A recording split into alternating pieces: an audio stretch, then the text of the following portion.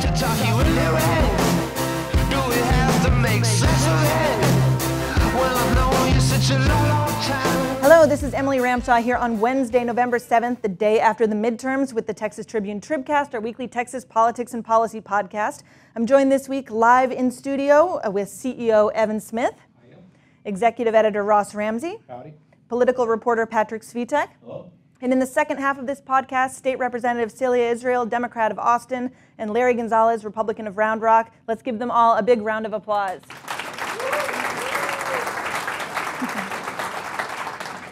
We'll also have Q&A at the end, and if you want to tweet about how much you love the TribCast, you can do it using the hashtag TribCast. Very creative.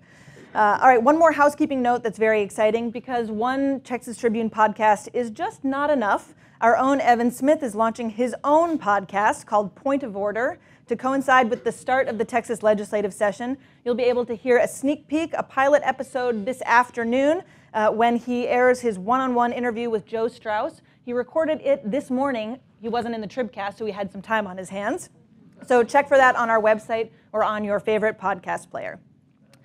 All right, gentlemen, let's talk about the race everybody's talking about, the O'Rourke-Cruz matchup. There was a point pretty early in the night where we were looking at the numbers coming in and thinking, oh my God, Beto really has a chance. And then before we knew it, the race had been called. What happened? Texas. The polling was right, basically. We had 6 months of polling that said this was a close race in low single digits. And if it had been one poll or two polls, you might have been able to discount it. But it was a consistent finding, and it turned out to be exactly what happened. The big uncertainty going into, from the last 2 weeks and going into yesterday was what this big turnout number meant. Most everybody who was polling was looking at, something more like a normal midterm turnout. We know we blew that out, and you wondered who all the new voters were and what that meant. But, at least at that level of the polling, pretty much held. So the turnout, I think the turnout numbers are worth saying out loud because they are remarkable. 4.7 million Texans turned out in the 2014 midterm, the last midterm. 8.9 million Texans turned out in 2016 for the presidential. 8.3 million Texans turned out to vote in this midterm. So you're talking about an increase of 3.6 million Texans. Many of them had not voted in a midterm election before. Many of them did not have a primary voting history. There was a lot of sort of blind man seeing in the dark, feeling his way, with people who were trying to read what this early vote and what the total turnout meant heading into this election. I share Ross's view that the polls were conclusive. If you look back at the last 7, 8, 9, Jim Henson, our pollster, is here, 10, 11, including our poll, they showed this as a mid-single digit race, Cruz over O'Rourke. I think Beto O'Rourke led in one thought to be credible poll over the last several months. In every other race, it was somewhere in the vicinity of 3, 4, 5, 6, 7, might get up to 8, but there were not even double-digit polls. I actually think something did change. At the end of the second debate with Senator Cruz 2 weeks ago, where I don't think Congressman O'Rourke did particularly well, I thought the carriage turned into a pumpkin. Fairy tale's over. It was fun while it lasted. He's going to ride this out. The margin will widen. The Cruz people who are insisting that the Cruz, O'Rourke, and Abbott Valdez margins would get closer and closer by Election Day were probably right. This was going to end pretty much the way these things end-ish. Instead, over the last week, the pumpkin turned back into a carriage. I did not see this, and I think a lot of other people did not see this coming. He closed really strong, and Senator Cruz closed not strong. And in fact, it's funny you mentioned the second debate. The Cruz campaign told reporters at that debate that they, in their internals, had them up 11 points. That was kind of their, that period after the Kavanaugh hearings. I believe the San Antonio debate came after that as well. Was kind of where I think they were riding high in terms of the time span of the last few months. But as you compare 11 points internally then to the final margin this morning of 3 points, clearly there was some real movement. Less than 3. I mean, this is not just, this is the most competitive race we've had in Texas since Ann Richards. Less than 3 is an amazing margin. And it's worth noting that, up until 9 o'clock last night, we were getting text messages from Republican operatives saying basically, we're in serious trouble. He's going to win. Beto's going to win. Beto's going to win. We're looking at the math. We're looking at all these suburban counties, and then you saw them breathing a sigh of relief a couple of hours later. But what were you, Patrick? You were on the ground with Cruz last night in Houston. I mean, what was the sentiment in the room? It was a pretty boisterous atmosphere. From the supporters that I was seeing, they were watching Fox News on the screen. Fox was talking about other races across the country that were looking good for Republicans, so it was a generally good mood. But there definitely was a sense of anxiety that developed as these early vote numbers came in, and it became clear that O'Rourke was not only running up the score in the major metros, but was also doing really well in these kind of second-tier counties, suburban and rural, in some cases, rural counties. Collin, Denton, Fort Bend. Exactly, right? and so that's what struck me the most. I always expected him to run up the score and do really well in the cities, but it was a question of whether he was going to really make a huge dent in some of these second-tier population counties, and he was doing really well. And I think that created ultimately a sense of anxiety, and apparently it was the Cruz campaign felt the need to address the room last night. I forgot about what time it was. I think it was actually around 9 o'clock, but Jeff Rowe, Cruz's chief political strategist, took the stage and basically said, everyone calm down. We always don't freak out. He said you can unclench a little. Basically, he said we always expected, the beginning of the night to look like this, with early vote coming in, with so many people voting early, and those numbers favoring O'Rourke. And he said, we're still waiting for the outer markets to come in, places outside of the metros and the collar counties. And eventually that was proven true in that Cruz didn't lose, but clearly it was a close race when all was said and done. I mean, at one point early in the night, Ross, you picked up a map and you started pointing to counties, and you started pointing at the suburban counties, and you said, watch the suburbs, watch the suburbs. What were you seeing happening even at that point in the night? The Republicans depend in Texas on their statewide races on really strong showings in Collin County, Denton County, Tarrant County, Williamson County, in the past, Fort Bend County, places like that, to offset blue cities. And they were pretty clearly coming apart. And you saw that as you go down the ballot after the top race. That's why it's a 3-point race. And then that's why Dan Patrick's race is close, and it's why Ken Paxton's race is close. Angela Paxton was running for a full term and won by 200 votes. There were a bunch of races like that, and I think the Republican hold on those counties has weakened quite a bit. That's why there are 12 new Democrats coming into the Texas House, 2 new coming into the Texas Senate. And it's a really worrisome point if you're a Republican and you've watched the state. Dallas went blue and is now solidly blue. Harris County went red and then purple and now looks solidly blue. Ask Ed Emmett about that. They've now looked to those counties. Montgomery is one of them that held. Tarrant County busted up. There's little blue streaks in all of these counties that they count on. And I think they're going to have to rebuild their coalition or build a new one. Let me slightly veer from where Patrick was with regard to the Cruz message last night, because I think that the Cruz people, there's a little bit of revisionist history going on. Heading into last night, they were saying, the Cruz people, or some Cruz people were saying, they believed they were up 4 points in the early vote. And when the early vote came out yesterday, I think all of us were blown back a little bit at the size of the O'Rourke margins in some of these places. Dallas County, O'Rourke 2-1 over Cruz. Tarrant County, the last big conservative county in America, right? The most conservative large county in America, tied, basically tied. O'Rourke over Cruz by 10 points in Fort Bend. I mean, it may well be that they were not entirely surprised by where this ended up at the end of the night, but honestly, I talked to nobody in Cruz world up until yesterday who believed that the race was ultimately going to be this close. I mean, they were prepared to say, yeah, it's not going to be double digits. Well, they weren't going to tell you it was going to be this close. But they were never going to say it. They were never going to say it if they did believe it. Well, so what's the message to, 97% of Austin that woke up this morning in a despair they haven't felt since the morning after the 2016 presidential election? Look, it was always something of a fairy tale. I mean, he headed into this race. Your Cinderella story, right? Yeah, he headed into this race with a massive uphill battle on his hands. O'Rourke. And it was always going to be Cruz's race to lose. It always was going to be. So if you convinced yourself that he was going to win, you did that against all evidence and against reality. It's not to say you shouldn't believe or shouldn't have wanted him to win, but all along, this was going to be Cruz's race to lose. Here's the other thing. O'Rourke turns out to have been, contrary to all evidence from his 3 terms in Congress and his time on the City Council of El Paso, he is a singular figure in the modern era of Texas politics. He is the most articulate, empathetic, and charismatic Democrat to run since St. Richards.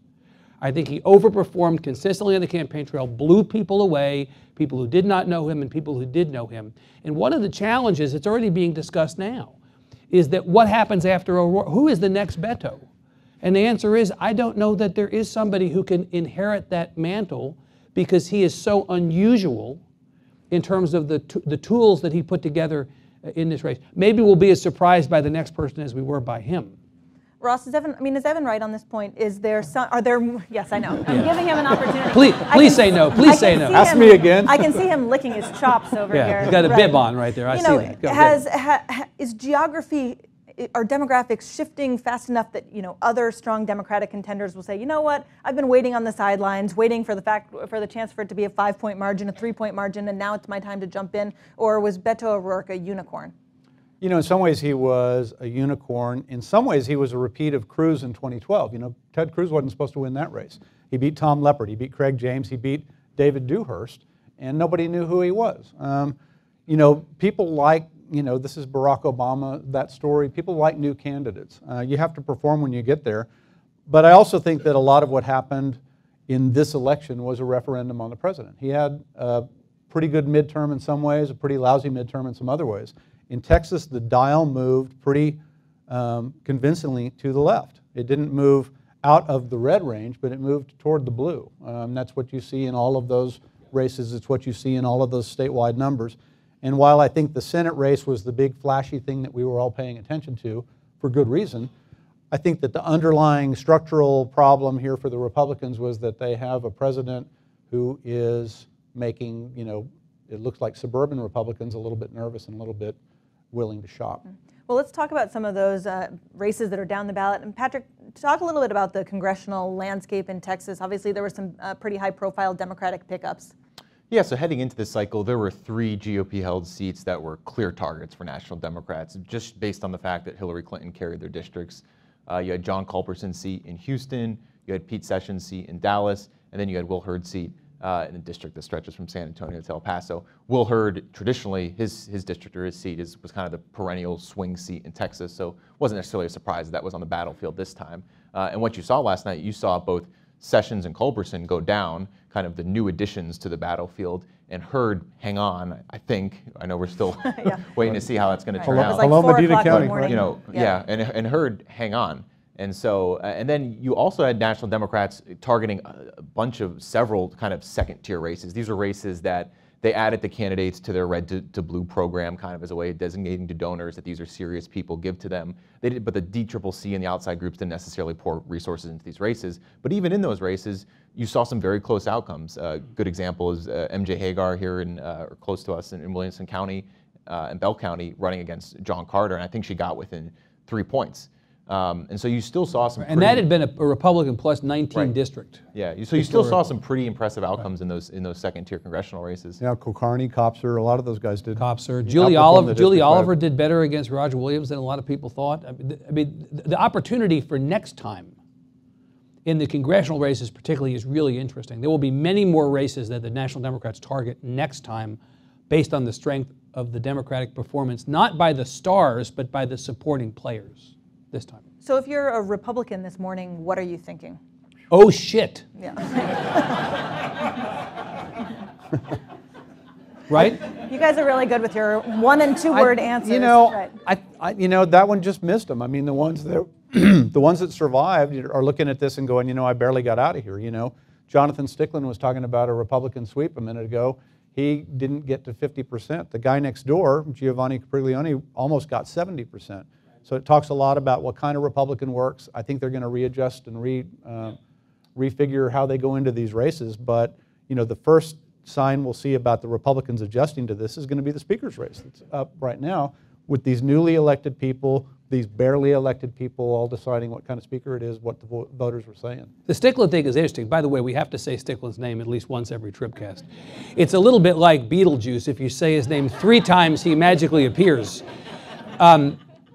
Stickland has been famous for saying the last couple of sessions during the run-up to the election, we're coming back and bringing friends, meaning the Freedom Caucus is going to come back with larger numbers this time than they had last time. And every time I'm like, dude, where are the people that you say you're bringing? His friends are all Democrats.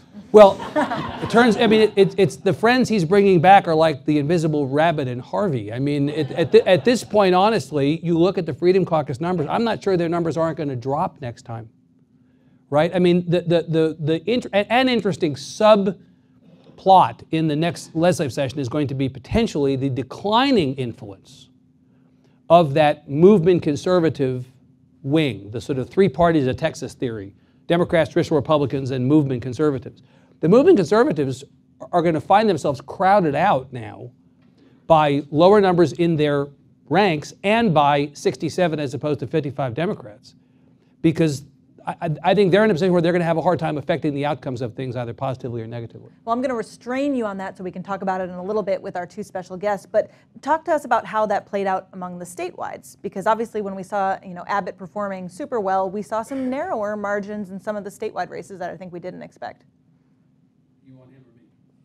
Both of you. I would just add to the last question. I really want to get this point in. One thing, if I were waking up this morning and I were a Republican, that I would be thinking on just the practical mechanics of campaigning level, is how do I raise more money next cycle? There was so much financial disparity in some of these federal races. Obviously, the Senate race got a lot of attention, and it was largely because Democrats have cracked this code of online fundraising using this platform known as Act Blue. There were so many times throughout this cycle where I heard from Republicans who said, we need to figure out what our Act Blue is. We don't have a counterpart to that. We need to figure out a way to catch up in terms of the online fundraising infrastructure. Now, obviously, having the infrastructure is just one piece. That you got to also have a compelling message, be a compelling candidate, have the right policies and right ideas. But just from that stuff. But I'm speaking from just a kind of mechanics of campaigning thing that I think Republicans need to figure out next cycle on the federal side. I think the statewide Republicans have to learn how to win general election races. They haven't been competitive in November for a long time.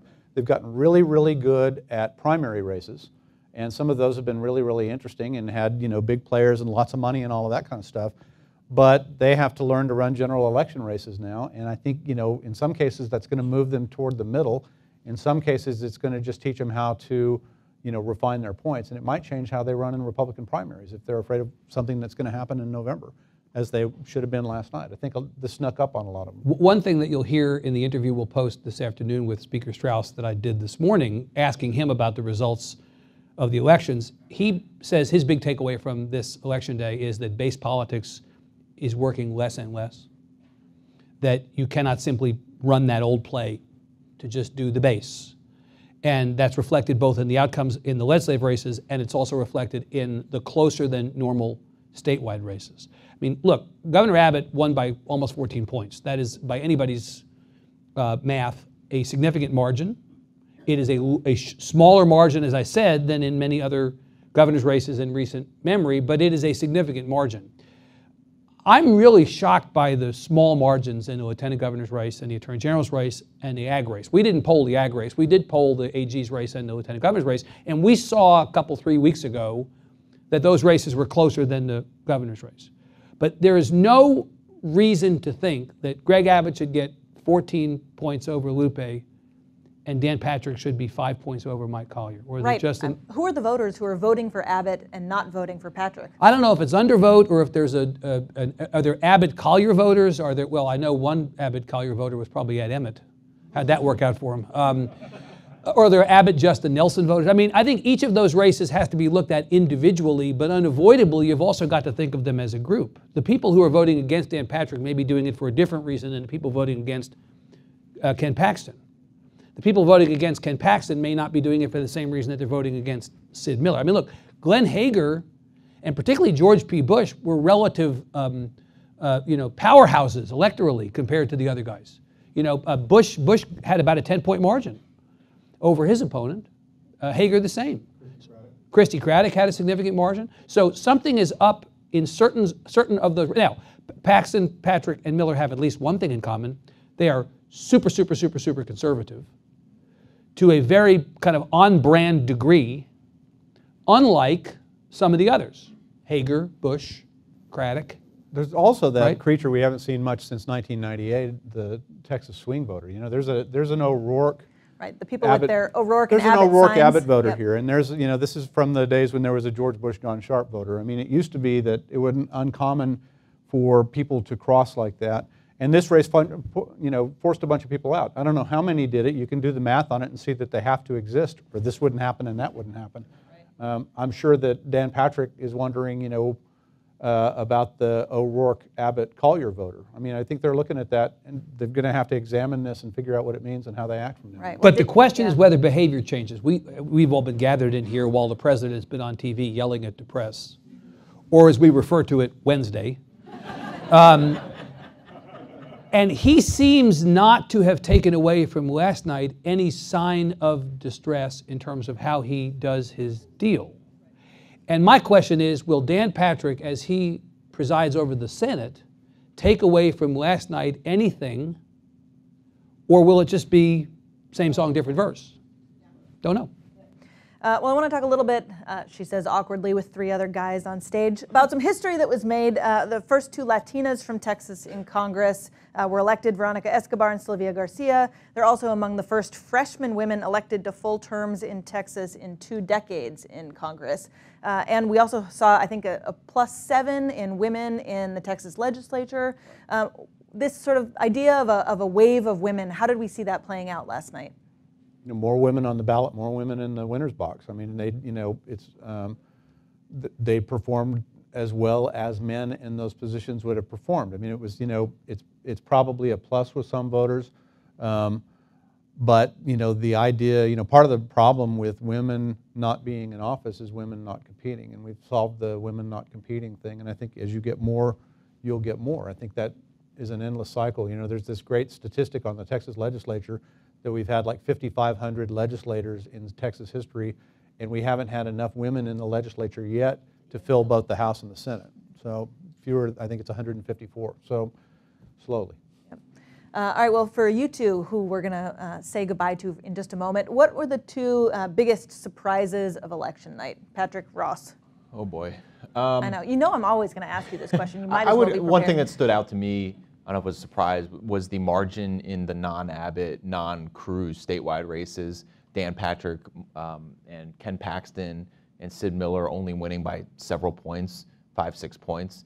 And I was going to add this earlier too. We did see signs of this at the end with Paxton. Obviously, Paxton has had this indictment that he's been under for most of his first term. You know, a pretty blatant political liability, right, to put it lightly. And we saw this in the final weeks of the campaign. Paxton's campaign, you know, reacted basically to his Democratic challengers, started airing these very harsh attack ads, very direct response. The Friday before Election Day, they put up a TV ad, you know, directly addressing the indictment for the first time. We saw on campaign finance reports that they were getting big help at the end from Greg Abbott, from Dan Patrick. And so it seems like one of those statewide officials maybe saw what was coming and reacted accordingly. Then again, he also had a unique weakness in being indicted. But I would say that you know, the margins in those kind of second tier, if you want to call them, statewide races stood out to me. Yeah, I think the big changes were, the things that most surprised me were the Democratic strength in Collin and Denton counties. Sort of like, that's just unheard of. Well, nobody saw Ron Simmons losing, right? Right. You know, those 2. You know, we saw Williamson coming. It's been talked about. It's been, you know, on my list. It's been on other people's lists. There are a couple of seats up there that people were watching. The Simmons thing was a shocker. The Leach and Shaheen wins were scary narrow, and probably are a roadmap to the next people along. And then I got to have a shout out for my hometown. El Paso finally voted like a city. Enough, you know, the way it usually votes, it looks like rural Texas, but a bunch of people voted. They outdid their 2014 total vote in the first 3 days of early voting. It obviously helps that you got a hometown candidate, but you know, that means that statewide officials have to fly west at least once or twice during a campaign now. And yeah, indeed. And before we switch gears to local races, Evan, just put this in sort of the national context. How did Texas compare to the rest of the nation? Texas is bluer now than Indiana, Missouri, North Dakota, and maybe Ohio. You know, and the presidential race, the margin in the presidential race in Texas was actually narrower than, I believe, Iowa in the last presidential. There were a number of states that had gone Democratic much more recently than Texas had, but the margin in Texas was narrower than in a whole bunch of other states. And last night, if you just look at the top of the ticket races, I mean, the O'Rourke race was so close that you'd have to say the possibility of a Democrat getting elected in Texas is greater than a Democrat getting elected soon in North Dakota, Missouri. I mean, I think Texas became a more interesting place rather than less from the national political perspective. Of course, we think it's the most interesting place, right? But from a national political perspective, I think Texas is more interesting at the conclusion of Election Day 2018 than it was. A very smart person in the room today said something I completely agree with, that next presidential election, Texas cannot be the ATM state that it has been, because Democrats are going to come here not just to raise money, but to look for votes. This is now a state that is not exactly in play. It's not exactly blue, but it's less red. It's more susceptible. The things that people have been hyping for so long are starting to be visible. And so that's an interesting pivot that I didn't anticipate. I saw all these Republican operatives tweeting last night, Texas is the new Florida, and I thought, oh my God, please don't. Texas is so good for the news business. Right, Texas man. We need Texas man stories, that's right. All right, well, join me in a round of applause for Patrick and Ross. We're gonna, thanks, gentlemen. Can I say one thing while our guests are coming up?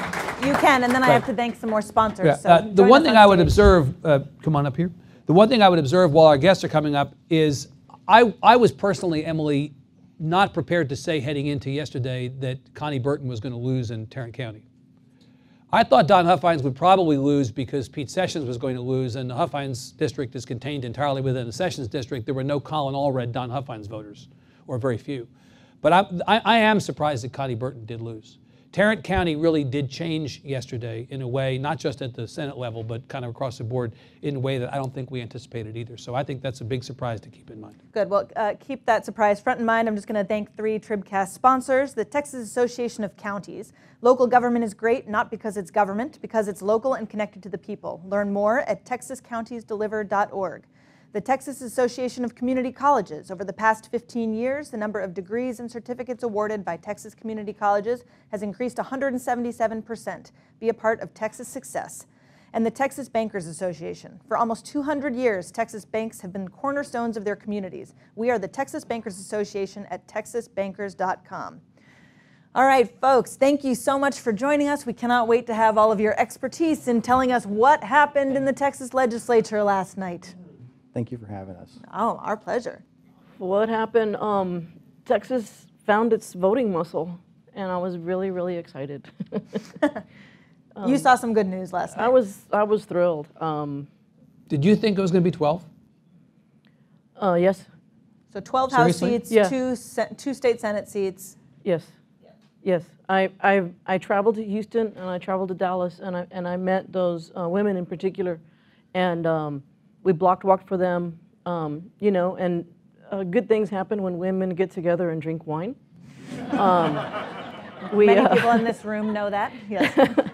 We got to know them, they got to know us, and I found out how hard they had been working. And those of us who have been involved in campaigns know it's hard, it's difficult, and they put their lives on a shelf and had been hustling. So, you know, the Bethel factor was the aerial.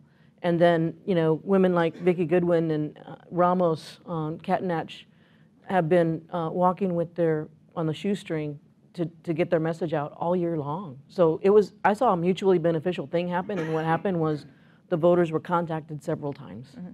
Well, Representative Gonzales, you made what maybe now seems like a prescient decision to not run for re-election. Yeah. Yeah. Tell me, so you saw the writing on the wall? Yeah, for a while. I mean, I've been doing this, before I ran for office, consulting. I've been doing this for 25 years. These numbers are not unfamiliar to me. It is a science. You look at the numbers. To me, it's math. I mean, it's votes in the box, right? It's simple math. And we began to see a lot of polls that were moving to the summer, and things were changing a little bit. But for me, the key is in the box. It's early voting. I love my pollster friends, but to me, it's in the box. And so we started pulling daily numbers from who has voted, and you start tearing apart and examining their voting history. Ruh-roh. You could see it coming by the third day of early voting. you realize this is going to happen, right? Especially I'm watching at the state level, right? And sure enough, every day we looked at it and looked at it and looked at it, and talking to my friends across the state and different colleagues and things like that, you realize, okay, I had thought going into it 8 to 10, maybe on a high note 12. We're a few percentage points from being 15, 16. Right, you know, in a couple of these races, if a few votes had gone differently, you'd be 16, 17. That's exactly right. Right, this is the inverse of 2010, right, in the sense that it was not thought that the numbers would be this high for the Republicans in 2010, for the Democrats this time. Just turned out that we all underestimated. We came really close to Donna Howard being chair of the Appropriations Committee. In 20. If we had had the bloodbath that could have happened this year, a few more the close races, we would have had a different dynamic in the Democratic caucus. There'd be a bunch of egos who are suddenly throwing their name in the ring for a speaker. Representative Gonzales, I want to ask you if you believe that Austin being less affordable today has pushed Austinites with Austin votes into Williamson County, where they can no longer afford to live in Austin.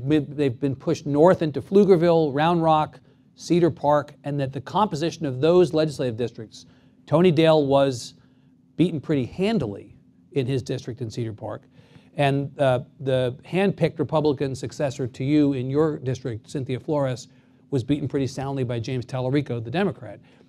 Is that part of what's going on here, that you have Austin people pushed north with Austin values and Austin votes, and so those districts are becoming purple, if not blue? Part of it, yes. Depends on which part of Williamson County you want to talk about. If you want to talk about the 45,000 people who live in Austin, Texas, Williamson County, yes. If you want to talk about Hutto and Taylor, probably not. But people were voting in Hutto and Taylor like they haven't voted before. So I think it's a mixture where I live. It's a mixture of, and it's true, there are a lot of state employees who now live in Williamson County because Austin is just not affordable. And I know that because as someone who appropriated 42 state agencies, I know my state employees and they live in Williamson County. And so I think there's some of that, but it's also new voters and voters who found a voice. I've often thought as a Hispanic that if the Hispanic population in Texas would vote, we'd have seen this years ago. But they didn't. They haven't. And then you wake up today, and that's one of the mixtures, right, that I'm kind of looking at now, and okay, what is that racial component of it all? Right. But this could have technically happened a long time ago, I think, if Hispanics would have been more active at the polls previously. So how much of this is an O'Rourke trickle-down effect versus, the geography and the demographics of these suburban counties changing? I mean, do you expect in 2 years suddenly to be out more seats because there's no Beto O'Rourke at the top of the ticket? I think, I'll say this. Beto O'Rourke did not win his race, but he won a whole lot of others. Where I live and what I've seen, it was the motivation, the enthusiasm, the people who went out to vote, who were motivated to vote by him and for him, and it was that enthusiastic voter. One thing is to be a voter, one thing is to be an enthusiastic voter.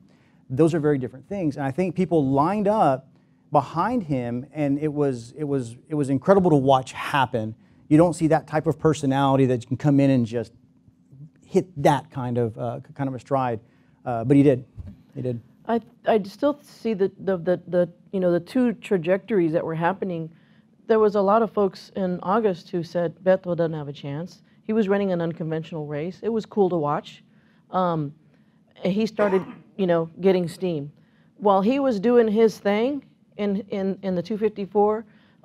People like Tony Dale and James Tallarico were knocking on doors of people that moved here from Palo Alto 6 years ago, and they might vote in a presidential, but they didn't know their vote mattered. And we all know when you knock on somebody's door and make a connection, they're more likely to vote. So I still see it as a two-pronged attack that was mutually beneficial to a historic night. Well, let me ask the question real quick. If you look where I live, in Williamson County, we had the 1-2 punch. It was Beto MJ, right? And right. I mean, so look at Williamson County today, right? Mail ballots aside, Williamson County today, you've got 2 Democrat state reps, you have 2 Democrat JPs, you have 2 Democrat county commissioners. Beto wins Williamson County, and MJ wins Williamson County. tells you something about how the county has changed. There's the reality. So I want to ask Representative Israel if, looking ahead 2 years, kind of a version of what Emily asked Representative Gonzales. You know, there's two theories of this. So now you're at 83-67. In 2 years, do you now have an opportunity to take back control of the House, or is the reverse true? Since you caught the Republicans flat-footed in a lot of these places where you shouldn't have won, don't they come back roaring in 2 years and try to take back those seats that you won this time, in certain cases with the same people? Why doesn't Mike Schofield run for his seat again in 2 years, thinking it's going to be a different year? Why doesn't, is there not a possibility of doing better, but also a possibility in 2 years of sliding back to where you've been? Then you got Trump on the ballot. Yeah. Well, you do, but you also have no straight ticket voting at that point, too. Yeah, well, no more straight ticket voting, but with Trump on the ballot, this was a referendum on Trump. I think Trump is on the ballot anyway. He was on the ballot right? this year, and he was part of the equation and what drove people to the polls. It was part of Beto's message. It was part of Cruz's message. So the answer is yes, but then it's bring on the big guns. Then it becomes even more of a battleground state. Then it becomes even more competitive because you have then a defined incumbent who has some stuff to show, and they're going to be held accountable to the voter, whether they're a Democrat or a Republican. So that's a good thing for Texas. That cuts both ways. That's a good thing for the legislature. I think that cuts both ways, because with a Democrat U.S. House, you know, everyone kind of needs a boogeyman, right? Everyone needs a boogeyman. And I think what's going to happen is, for the next 2 years, we are going to see what a Democrat U.S. House looks like. There's going to be voting records. Democrats are going to be on the record. They're going to be making votes. You're going to see what that leadership looks like. You're going to see what their priorities look like. You're going to see what all of that looks like from a Democrat-led Congress. For a lot of Republicans, you want them on the record. You want, if you live in Williamson County, you want to be able to see these guys on the record. Because one thing is to sing kumbaya and work together and, you know, put Texas first. But at some point, you're going to have to push a button, and the world is going to see if your values truly align or not. It's easy to be the minority party and not be that influential. But when you are the majority party and when you are in charge, you're going to have to lay out an agenda that you didn't have to this time, but you will next time. And that's going to be very telling, because then you have something to run against if you're a Republican against the Democrats. Well, speaking of that agenda, I mean, let's talk about the Speaker's race. Let's talk about the balance of power in both the Senate and the House, Texas Senate, Texas House, and how those compare to the way they were just a day ago. Evan, why don't you tell us about the Senate for starters, because there's less. Right? Well, so the Senate had been 2011, and then the Democrats did 20-11. Yeah, pardon me. The Democrats had been 20-11 in that there were 31 senators, 20 Republicans, 11 Democrats. Carlos Uresti moved on to the next phase of his life, let's just say. You're so kind. And there was a special election in Bexar County, and as we all know, the international sign for a special election in Bexar County is a dumpster on fire. And the Republicans snatched what had been a Democratic-held seat for 34 years from the Republicans, and suddenly now Senator Pete Flores from that part of, he's not from San Antonio, but from that part of it, representing what was the old Carlos Uresti. Now you're at 21 Republicans and 11 Democrats. The procedural change when Dan Patrick came in as Lieutenant Governor lowered the threshold to bring a bill to the floor from 2/3, which would have been 21, down to 19. So now you're at 21-10. Huffines loses, Burton loses, now you're at 19-12. If only the Democrats had had their act together and had kept that Uresti seat, now they're suddenly below the 19 threshold, and they've got the power to have a little bit of fun in the Senate and actually move the needle. So I think that the Pete Flores victory in that special election seat in the Senate is significant and consequential, huge for the next session. But 1912 is not 2011 and not 21-10.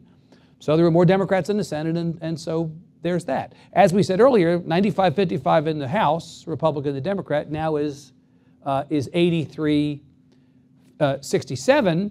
The Democrats are a lot closer to parity, and that gives them more stroke in terms of the way issues are decided, debates are conducted, and in particular, I personally believe that there may be disagreement that the Speaker's race does change materially as a result of this composition and pivots in a way that is more favorable to Democrats rather than less because of the numbers changing. Yes, let's get specific on that. I'd love to hear both of your projections on what this looks like in the Speaker's race, given the numbers the Democrats picked up.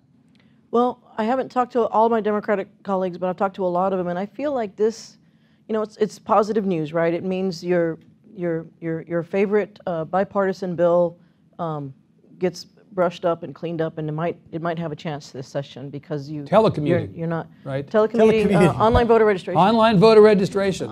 I can get behind this telecommuting. is the Celia Israel jam, right? This I is did. your Yeah. jam. I voted for it. Right. In Harris County, we lost Stan Stannard, so that's a good thing for online voter registration. Terrible for journalism to lose Stan Stannard in Harris County, but may be good for Harris County. We're gonna, keep meeting, but I feel though, Emily, that we were already strong. We were already pretty united. That we knew we needed to hang together, hang tough, keep your powder dry, and let's let the Republicans who were cut up in several different ways figure it out. They didn't see a lot of these victories coming, I guarantee you. Well, they didn't think they needed you all, and in fact, arguably said we don't want to do business with the Democrats as far as the speaker's race goes. Want to vote It's harder now, isn't it? So they meet December the 1st officially. Officially. And we'll as a group, and we'll see. After the victories that we had, though, I feel as though the Democrats can feel more strengthened and united and together, and say let's continue to keep our powder dry and let the Republicans figure it out. But it feels good to be wanted. Let me put you on this. let me put you on the spot. You want to dance? Put you on the spot. I want to dance. I'd love to dance. Could you vote for Dennis Bonnen for Speaker? I choose to wait and talk to my colleagues. Come on. I think that's Could you vote for Drew Darby for Speaker? Let me give you this. Oh my God. Just give us an acceptable It's a simple list yes of or no names. answer. Blink twice like you're a prisoner. I mean, if you have to. I believe that it's about relationships. We all know it's about who was nice to me, who looked at me on the floor instead of said, can you get out of the way because I'm trying to do something. It's about respect. Who was good to me and who said, Celia, you need some help in that third reading amendment? I got you covered. Has Dennis Bonnen ever been nice to you?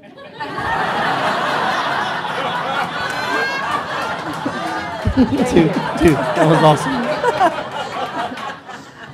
There's been limited opportunity. You and Dan Patrick. Exactly. Representative Gonzales, game plan this for us. So what does this look like? There were, if you look at which Republicans were touting who was kind of on their team unofficially, there's a couple of folks who lost a lot of votes last night. There was someone's not as strong as they were 2 days ago. Without knowing what my Democrat former colleagues are doing, it's hard to tell. But I don't know that whether it should or it does, change what that dynamic is amongst kind of the big three, I guess, right? Bonnen, Drew Darby, for Price. I think Clardy with you have some changes last night, right? So I don't know. I think for Celia, my face shall remain unemotional. I shall not lift my eyebrows for either one of them. I think for Celia and her colleagues, there's a real conversation there to be had. And I will tell you this, I believe it is relationships, and I believe it is how you work with people and how you talk to people, right? So as a budget conferee, sometimes the answer is no. But is it a no, or is it a no and pivot? I can't this one, Celia. So temperament matters. Absolutely, right, absolutely. And I think how you handle those situations, and believe me, as a conferee, you say no 1,000 more times than you say yes in the budget. But you know that you came to me with several things, and I did where I could, and if I couldn't, I was looking for a way to kind of help you on something else, right? It's those relationships now you're thinking back, and you're playing back through your mind. Well, wait a minute. I remember. Absolutely, absolutely. So one quick thing, is the eventual speaker in the race now? I believe so. I believe you so. both think so? I mean, we're getting late. I believe so. Evan, you had a conversation with Joe Strauss this morning. Yes. Obviously, the podcast has not gone live yet, but what did he say about who he thinks the next speaker might be? Well, he was, of course, classic Joe Strauss, unwilling to be too spicy about this subject. Spicy. He's not Strauss. spicy, Yeah, Strauss. But I will say that he is in the camp, as you'll hear, of those who believe that the elections and the results of the elections yesterday will have a material impact on how all this plays out. Look, I mean, the caucus vote by Republicans has happened before. And let's be clear, the caucus has no police authority, right? If you go into the caucus and you say, I'm going to support this candidate, and then you come out and you decide, actually, I don't like the decision that they made, I'm going to support somebody else, there is no Republican caucus jail that you go to. So in some ways, this whole thing is a charade. It may be a good charade, it may be a smart political charade, but it is a charade in that it is not binding. And so, you know, I think from the Speaker's perspective, he's thinking, look, if you do the math, you got to get to 76. That's all that matters. Get to 76. And you now have 67 Democrats. If the 67 Democrats walk over as a block, you need 9 Republicans. 9. So for all the talk of deciding this in the caucus, which may well happen, there are probably a bunch of Republicans who would like to be Speaker. I suspect that a bunch of people, like at the presidential level, people look in the mirror in the morning, they look back and they see a future Speaker staring back at them, right? There are probably a whole bunch of people in the House who would think, I'd like to be Speaker, and they think, all I got to get is 9. There's a lot of pressure on the Democrats to save the Republican Party. Are we going to have the movement leadership Republican, or are we going to have the traditional Republican? It is much more likely today than it has been at any point in the last year since Joe Strauss announced his planned departure. It is much more likely today than on any day that the next Speaker is like Joe Strauss as opposed to unlike Joe Strauss in temperament and in politics. Do you know what they call you? Much more like. You know what they call you if you were the 67-9 guy? Speaker. They call you Speaker. That's it. Well, we've talked a lot about the politics, and let's talk about the policy. I mean, what is a more moderate Speaker? What does this shift in the legislature mean for the kinds of bills we can expect to see on Governor Abbott's desk? Online voter registration. Online, yeah, right. In your dreams. You wish, right? Yeah, right. A girl can dream. The prospects of a bathroom bill, for example, or some of the more sort of social conservative legislation, abortion legislation. What should expectations be from a policy standpoint? I think, you know, Larry can back me up on this, but I felt like in the last regular session, the business community was unhappy, but they weren't necessarily muscled up and vocal. And then when the special session came around, in which a bathroom bill was plopped right in the middle of all those bills, the business community was not only unhappy, but they were vocal, and they let people know. And I don't suspect that they will want to lose the gains that they've made to say how unhappy they were with the bathroom bill. So, you know, it came down from a business angle.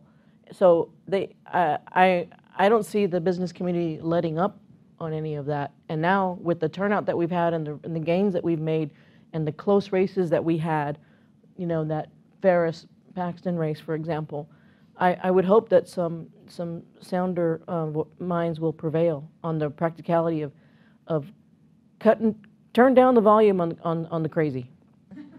Please. I think Ross has a column today that actually uses that, turn down the volume. Yep. Representative Gonzales, what about you? First of all, I love that she said bathroom bill and plopped in the same sentence. I think that was great, man. Next, there's going to be a splash. You know? we sat next to each other, so I could say Larry gets me. I know Celia very well. When you spend all those hours on the House floor together, and she sits right in front of me, we have a lot of conversation. He gets me. You know, but I think so. The House was kind of that temperament already, though, as compared to the Senate, right? Yeah. Or I mean, we were already that body, right? So. I don't know. I mean, shift a little bit, sure, but I would like to think that we were already pretty even. But it's fair to say, Representative Gonzales and Israel, that if you couldn't pass a bathroom bill in a House that was 95-55, you're going to have a much harder time passing one in a House that's 83-67. And I'm trying not to look at Laura Colangelo when I say this, but if you couldn't pass school choice, I mean, Ron Simmons, in that last session, you have a much harder time passing school choice in this session. There are a lot of things that were maybe sort of kind of but hard that have just gotten harder. Right. Plus the primary author of the bathroom bill losing his job. Well, they'll find somebody else to carry that if they want to. But yes, but Ron Simmons losing, true, sure. We had a showdown last session over school finance, House Bill 21. And that was the day when the House said, we haven't fixed it, but we've begun to address it. And that bill was literally held hostage on the Senate for choice and bathrooms. And what did happen was that we won those 2 Senate seats in North Texas. And that means that there isn't a wider canyon between the House and the Senate. There was the potential that we were going to win more seats in the House, and that we were going to lose those seats in the Senate, and that the rift between the House and the Senate would just grow. So that's a good thing. So I hope that means good things for retired teachers. I hope that means good things for equity and school finance, the big issues that people are tired of a blue ribbon committee on. Well, and the fact is that you do have, in the case of the math in the Senate, I mean, they have 19, they need 19 to bring up a bill. But you don't have 19 all in agreement on every issue. Yeah. You know, Kel Seliger supported the bathroom legislation, but he did not support school choice, I believe. And so they're going to have to go find Senator Lucio or some other Democrat to be wayward on some of these issues that the Democrats are otherwise in sync on to get some of this legislation onto the floor based on that new math of the Senate. Had Huffines been reelected, had Burton been reelected, it would have been different. It is not the case. All right, well, we are going to turn it over to audience Q&A. We have a mic right here. If you've got a question for this esteemed panel, raise your hand, and we'll get you a mic. And please introduce yourself. Blaine Bull. Blaine Bull. On that topic y'all were just having, isn't Governor Abbott a winner? So you've got he doesn't have to look over his shoulder at the lieutenant governor, because the lieutenant governor's weakened. Poor performance, tighter Senate. The House, we've already talked about, is going to be moderated just because there's more Democrats. Perhaps Abbott doesn't have to be as far out there on the right, and he can kind of go back more to the traditional kind of business Republican perspective. You're shaking your head no. A girl can dream. Like, they're putting me on the spot here. I would hope that this, if I was Queen of Texas, and I had just been through this, I would say, hey, let's try something different. Let's work from the middle. Let's not work from the fringe. So you know, I'm an Ann Richards Democrat, and I remember what it used to be like. So I want to be in the legislature long enough to get us to that point again where we're not cutting each other up over this stuff. And I would hope that the governor would want a legacy of progress around real, robust, full-day pre-K, for example. I know he cares about that topic. This is a great opportunity for him and us to work together on that.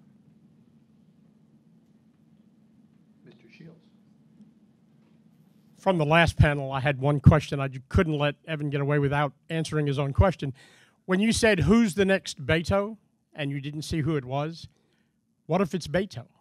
Is he going to run against Cornyn? Well, so there's a couple questions, and it's a bit of an if-then tree. So John Cornyn's up for re-election in 2020. So if you walk, as I do every day, multiple times on conventional wisdom alley, the block between the Austin Club and the Starbucks at 10th and Congress, what you hear is John Cornyn's not going to run again. Now, we don't know that to be the case, but there's definitely chatter about that possibility. I think it would be a different race if it were an open seat than if we're not an open seat. But you've heard the same stuff that I've heard. Well, he should run for president. Well, how about Pope? There may be an opening for Pope at some point. He is Irish, as the cruise people told us every day for the last 3 months, right? I don't know. I'll let him go back and hang with his children for a couple of months before we start talking about what he's going to do now. I don't have any idea what he's going to do. I would like to remind those of us who do politics all the time and live in 2-year cycles that what Beto has achieved, aside from his message and his persona and his reputation and making our city of El Paso look really awesome, is that he now has a database. He has the best database. And if he can refine that and work on that, whatever his future holds, I think he's the kind of person that would help us turn that database into more good things down the road. But to your point, Mr. Shields, so let's assume that the next Beto is not Beto. I mean, the talent, I'm sorry to say this, please, the talent pool is shallow. It is. It is. And that's not a diss to the Democrats so much as an acknowledgement that had there not been a Beto this time, this cycle would have looked very different because the alternatives were spare. Now, to come back around to what I said earlier, we didn't think that Beto was Beto. So there may be other people out there who have the ability to lean into the moment. We just didn't see that on the front end.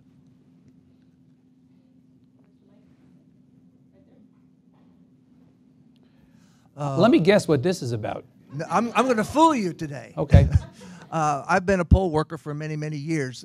Yesterday, we did more provisional ballots than we have ever done. We had people coming to the polls that found out they had been purged because they hadn't voted in the last election. Will this next legislature be able to deal with some of this massive amount of suppression that's going on? Well, And do you accept the premise that there's a massive amount of suppression going on? I do tend to agree that there's a massive amount of suppression. I was thinking, you know, I got calls, last-minute calls from friends who say, hey, my roommate just moved here from Oklahoma. This is my niece in Dallas. Can they still get registered? No. We don't have same-day registration. So we don't have the thoughtful technological tools to say, let's get the best, most secure, accurate database possible. I don't see that happening, and I'm vice chair of the elections committee. But that's the most unbalanced committee. I don't know if that will be with the new speaker, but 7 members, 5 of them are Republicans.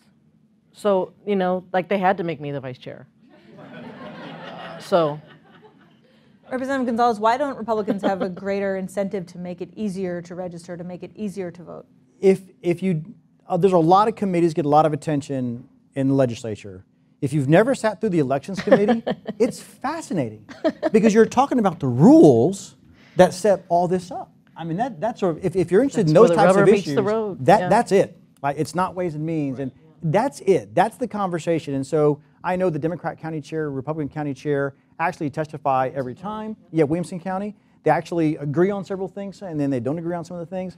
But if you want to spend some time really understanding those types of issues, invest some time in a committee that nobody watches, which is elections, because they're setting the rules. So what are the rules for being purged, right? What are the rules? I mean, you can complain that you got purged, but what do the rules say about getting purged, right? That's where the actual policy comes into play, and that's why that committee is important, and people kind of gloss over it sometimes. Yeah. But you're defining the rules of the game, and if you want to play the game, you better understand the rules. So that committee I would encourage people to really pay attention to. Representative Gonzales, can I just push back a little bit on that and just say the issue here is we as a state, Republicans and Democrats talk all the time about how we want people to participate, we want people to vote, and then we seem to do the exact opposite. Representative Israel has been talking for years about online voter registration, same-day voter registration, motor voter, which 30 states have, Democrat states and Republican states. And we use these machines from 2002. Right. Instead, what we have in 2018, we have in another state, voting machines that didn't have power cords, so the voting machines run out. Or we have problems in so many places, and you think, how is it possible that in 2018, with the technology that we have available to us, that these problems exist? A cynic, and maybe not just a cynic, would conclude that it's not an accident. So why doesn't Texas, which likes to be first and best at everything, step up and fix the problem? Are you saying that the machine's not working is not an accident? I'm saying that there are too many instances of shoddy technology or antiquated machines or whatever else. It seems like it would be in the interest of everybody who talks about the value of civic participation, Republican and Democrat alike, to fix this. But this requires an investment of capital, of cash, and as we see in state agencies, as we see in county facilities, I mean, nobody wants to fork over that cash for anything. Well, elections. I have to remind you that we had strong bipartisan support for House Bill 76 in my first session, and it didn't cost us any money. It was just technology. And we have online voter registration now. When you go to the DMV, the clerk asks you if you want to get registered, and they click a button. It goes to the state. Your data gets matched up. It's more secure. There's no typos. And you get a card with your correctly spelled name on it. But if you're at home and you try to do that, no, you got to print out a piece of paper. So we have technology that can help us save money and help us create things aside from buying new infrastructure. I guess what I'm asking is, do you think we should, I mean, you're no longer going to be in office, so you can say what you think, unlike all those times you were in office, right? Do you think we should be doing more to make it possible for people to vote? I think technology opens up a lot of doors, Evan. I think technology opens up a lot of doors. I will say that as a general statement. As a personal opinion, I hate the machines. I mean, I have advocated in Williamson County, give me a choice. I want the paper, man. Like I don't like the machines. I've always been wary of the machines. So while I was one of the guys who funds all the technology for this state, I'm a paper ballot kind of guy. I really am. But you can do more with technology. It does allow you to do more with technology. Totally agree. but there's been some really difficult conversations on which technologies you're looking at. Time for one more quick question. Yep, right here in front. The best shirt of the day. On vacation. I'm Austin Kessler, and I have a question about several people talked about Williamson County and the people moving from the Austin area to Williamson, and how Williamson is turned blue. We recently moved from Austin to Hayes County. Hayes County seems also have turned Well, in fact, blue. not only did Congressman O'Rourke win. The question about Hayes County, not only did Congressman O'Rourke win Hayes County, but so did Sheriff Valdez win Hayes County. Ruben Becerra won the commissioner. Right. And House race flipped in that Aaron county. Zwiener won that, and Kling did very well in Hayes County. There's a lot of parallels between Williamson County to the north and Hayes County to the south. There's no doubt about it. The difference is I have better transportation coming from Williamson County. Yeah, so you should move north because you can get downtown lots of different ways. The Travis County delegation hangs together pretty tightly. Me and Eddie and Gina and Donna. And now we were talking last night how we're not just the Travis County club. We're the Central Texas Club. It's the I-35 corridor. We've got more bubble. It's high tech, high growth. Our districts are similar in that. It's rooftops. So there's a lot of opportunity there. Yeah, there's a lot of similarities absolutely between Williamson and Hayes. You drive south and you don't hit a Republican until you get to Lyle Larson, right? I mean, that's... All right, folks, so that's all the time we have this week. Thanks to our sponsors, AT&T, PepsiCo, Walmart, Southwest Airlines, AARP, the Texas Grantmakers Advocacy Consortium, Texas Realtors, and the Texas Secretary of State. Special thanks to the Texas Association of Counties, the Texas Association of Community Colleges, and the Texas Bankers Association. And an extra special thanks to Spoon for our theme music. On behalf of Evan, Ross, Patrick, Representatives Israel and Gonzales, and our producers, Michael, Ray, and Bobby, this is Emily. Thanks for joining us.